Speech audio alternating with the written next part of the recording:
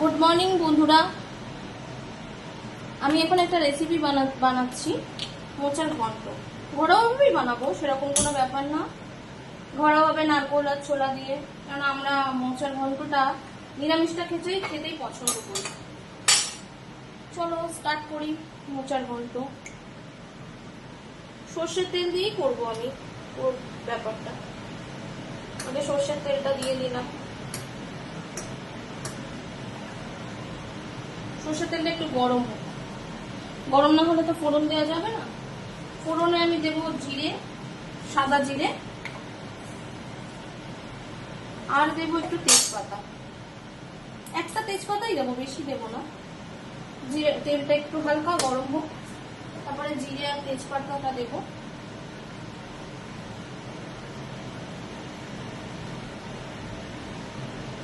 তেলটা একটু গরম হতে সময় লাগছে।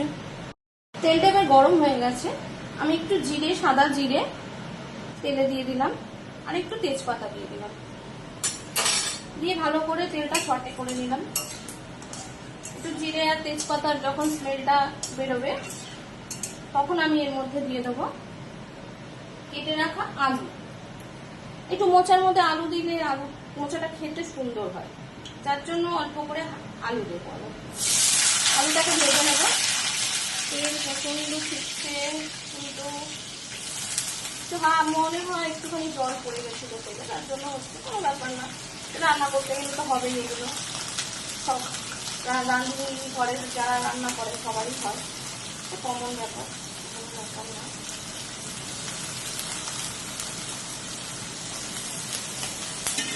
আলুটা ভালো করে ভেজে নেবো, কড়া করে সুন্দর করে ভেজে নেবো। ভেজে নিয়ে দেন আমি এর মধ্যে নারকোল দেবো। নারকোল কুচিয়ে রেখেছি, সেই নারকোল দেবো। আলুটা হালকা হালকা ভাজা হয়েছে, খুব একটা বেশি ভাজা হয়নি, হালকা ভাজা হয়েছে। আমি এর মধ্যে দিয়ে দেবো একটু নুন, অল্প সামান্য একটু নুন দিয়ে দিলাম, দিয়ে আবার একটু নেড়ে দিলাম। আলুটার মধ্যে যেন নুনটা পুরো একদম মেল্ট হয়ে যায়, যার জন্য আলুটা দিয়ে নুনটা দিয়ে একটু ভালো করে ভেজে নিলাম। দেন এর মধ্যে আমি দেবো নারকোল কুচি। কিছুটা নারকোল কুচিয়ে রেখেছিলাম, সেই নারকোল কুচি একটু দিয়ে দেবো। মোচাটাকে আমি সিদ্ধ করে আগেই রেখেছি, সেটা আমি দেখাতে পারিনি। আমি মোচাটাকে সিদ্ধ করে রেখেছি। এখন জাস্ট এটা একটু মশলাটা কষিয়ে নেবো, নিয়ে তারপরে মোচাটা এর মধ্যে আমি দেবো। এর মধ্যে কিছু কাঁচা লঙ্কা দেবো, মানে একটু মোচা কচুর শাক, এগুলো একটু ঝাল না হলে না ভালো লাগে না, তাই একটু কাঁচা লঙ্কা ফাটিয়ে দিচ্ছি। আমি শর্টে রান্না করি, আমার অত হ্যাপা ওইসব ভালো লাগে না, রান্না করতে ভালোবাসি, তাও শর্টেই করি। যেটুকু করি সবাই খুব বলে ভালো, এবার তোমরাও ট্রাই করে দেখো কিরকম হয়। তোমরাও রান্না জানো, এমন না যে কেউ রান্না জানে না, সবাই জানে, সবাই নিজের নিজের মতো করে, যে যার মতো। আমি আমার মতো করলাম, সেটাকে আমি শেয়ার করলাম। ও আচ্ছা, আরেকটা কথা, আমার কিচেনের নাম হচ্ছে মৌয়ের কিচেন, এটা তো বলতেই ভুলে গেছিলাম আমি। যাক, বলে দিলাম এখন। যাক, এটা ভাজা হচ্ছে, ভেজে নিয়ে তারপরে আরো মশলা দেবো, সেগুলো সব তোমরা দেখতে পাবে কি কি মশলা যাচ্ছে এর মধ্যে। এবার এই মোচাটার মধ্যে আমি একটু আদা বাটা দেবো। আমি হালকা একটু আদা বাটা দিই, সবসময় যে দিই তা বলবো না, মাঝে মাঝে দিই।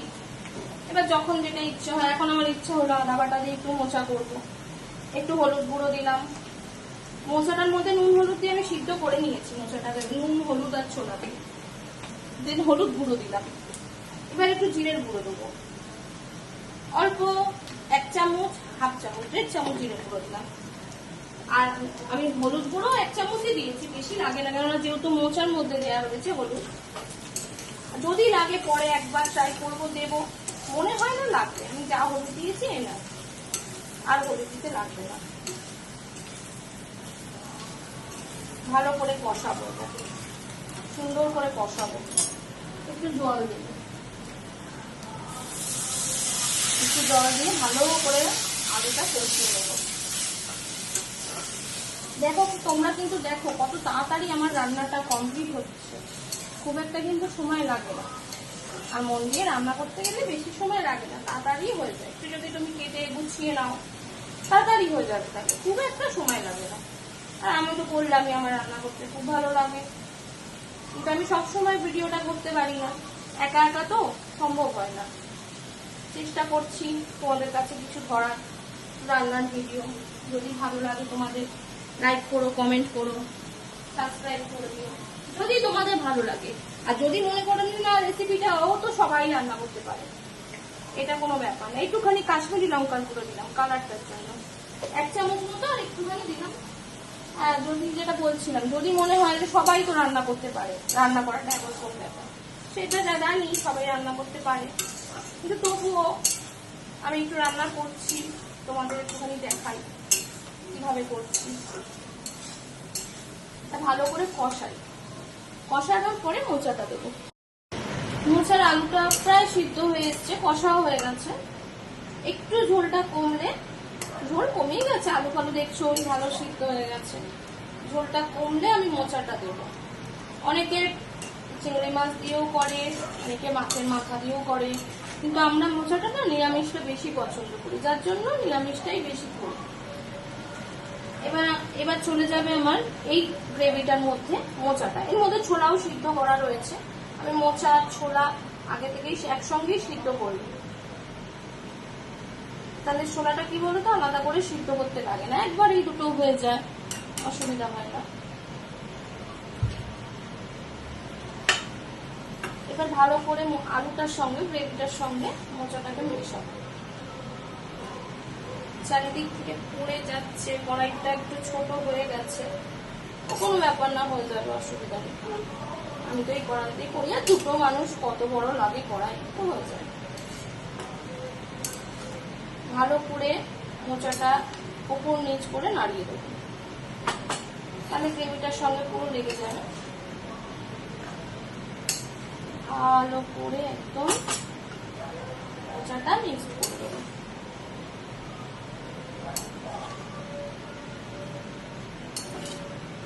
ভালো করে আমার মিক্সড করা হয়ে গেছে মোচাটা। এবার আমি একটু চিনি দেবো। এই মোচা কচুর শাক একটু মিষ্টি মিষ্টি ভালো লাগে, আমাদের বাড়িতে সবাই একটু মিষ্টি খাবার খেতে পছন্দ করে। আমরা কিন্তু বাঙাল, আমরা কিন্তু এদেশি না, তাও বাঙাল এদেশির কোনো ব্যাপার না, অনেকে মিষ্টিটা পছন্দ করে, প্রেফার করে, অনেকে করে না।